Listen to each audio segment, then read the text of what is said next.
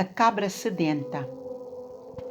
Durante o período de invernagem, chovia frequentemente na aldeia.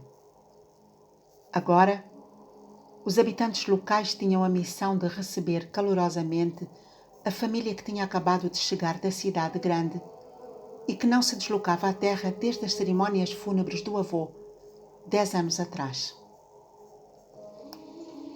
Este tinha deixado uma grande casa amarelada e espaçosa, construída com a ajuda dos filhos imigrantes, que seria em breve ocupada pelo casal, que acabaria por se formar durante a estadia da família. Como passavam os dias os jovens da aldeia?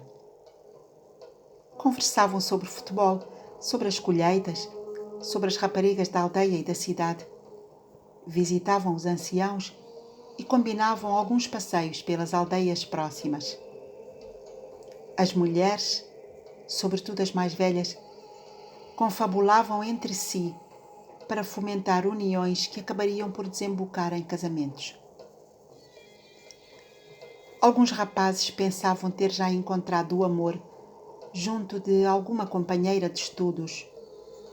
Outros alimentavam a secreta esperança de se casarem com uma amiga de infância, com quem tinham dividido risadas, correrias, momentos despreocupados e brincadeiras inocentes.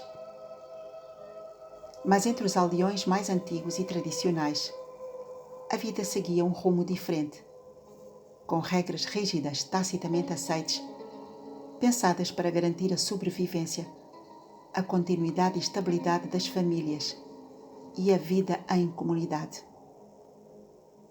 Por isso, muitos jovens confiavam na sabedoria ancestral para orientar o seu futuro, ou simplesmente entregavam-se às escolhas de outrem, renunciavam a espontaneidades intempestivas, evitando assim encontrar-se totalmente isolados das suas famílias e do seu meio, sem apoio nem convívio.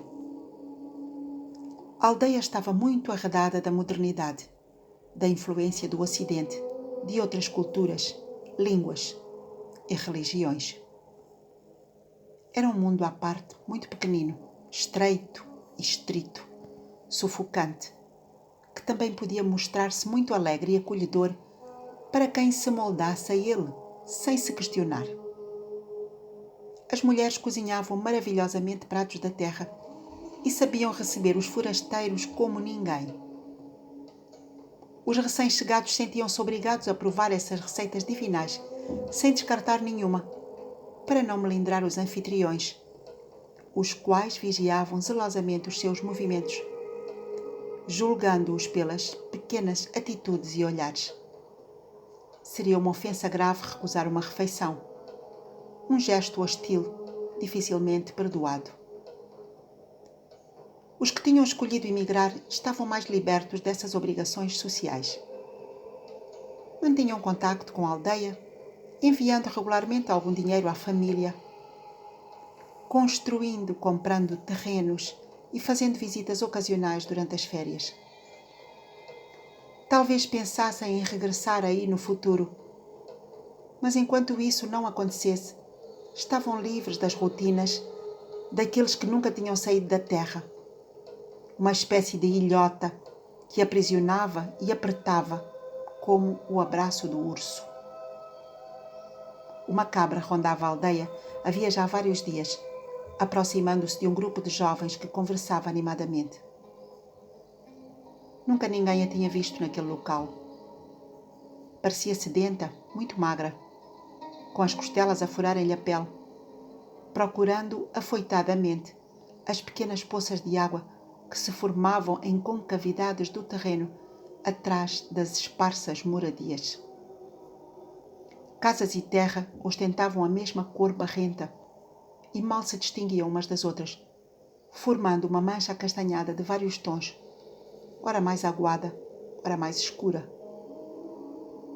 A única fronteira insinuava-se entre o céu e a terra, onde tudo se continuava a passar segundo a vontade dos homens, que ditavam as regras de conduta em cada circunstância, embora estes afirmassem cumprir a vontade de Deus.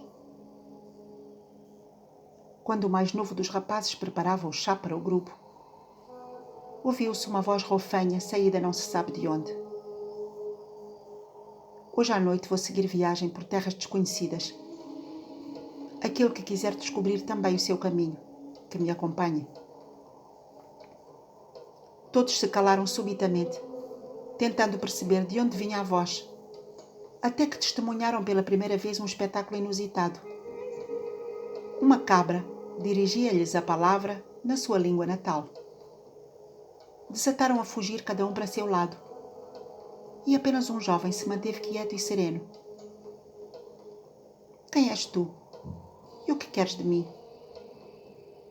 Eu sou a cabra sedenta, e não te prometo nada que tu não queres também. Segue-me e verás. E lembra-te, terás de aprender a fazer as tuas próprias escolhas. Chegaram a uma pequena lagoa, onde o jovem olhou atentamente para o seu próprio reflexo, cheio de curiosidade. Viu-se envelhecido, com os olhos esbranquiçados pelas cataratas, a pele seca e enrugada, muito débil. Ao seu lado viu uma mulher muito bela, altiva e jovem. Não muito longe pulavam alegres crianças, que não pareciam prestar-lhe qualquer atenção. Esfregou os olhos muito amedrontado e voltou a mirar-se no lago.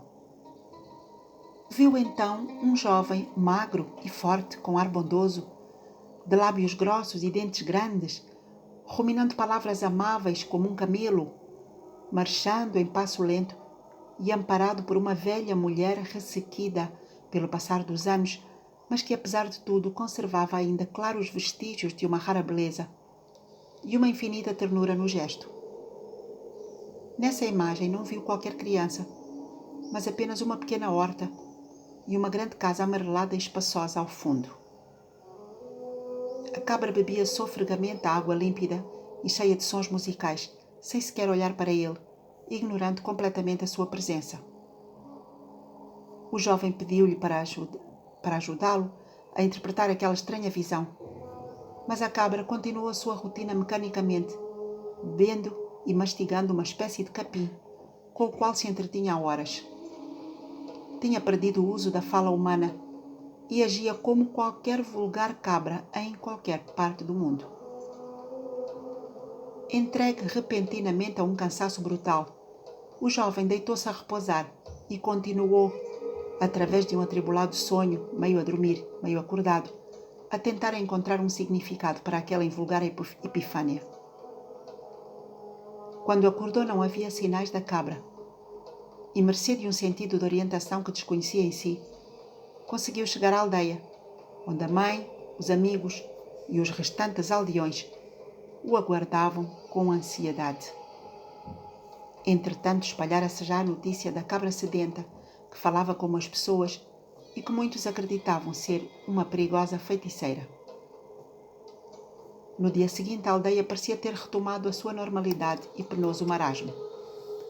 O jovem foi levado à presença da sua futura esposa, mas ao olhá-la de frente, descobriu, para sua grande surpresa, o rosto da bela mulher do lago, a altiva jovem que estava ao lado do velho, em que se tornaria. Só então se lembrou das proféticas palavras da cabra. Terás de aprender a fazer as tuas próprias escolhas. Um pouco em desespero de causa, teve a ideia de convencer a jovem mulher que era um homem sem recursos, desprovido de malícia, sem graça nem saúde, sem outra ambição que não fosse de cultivar uma pequena horta e cujo coração jamais lhe entregaria, não obstante a sua beleza arrasadora. Não iria rejeitá-la publicamente, despedaçando para sempre a sua reputação e expondo-a a um nível de humilhação que a marcaria indelevelmente, à chacota dos tolos e ociosos que se regozijavam com a pena alheia.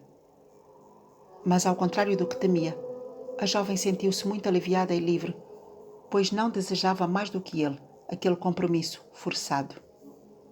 A cabra sedenta não voltou a ser vista nem ouvida, mas os seus ensinamentos ecoaram para sempre naquelas paragens.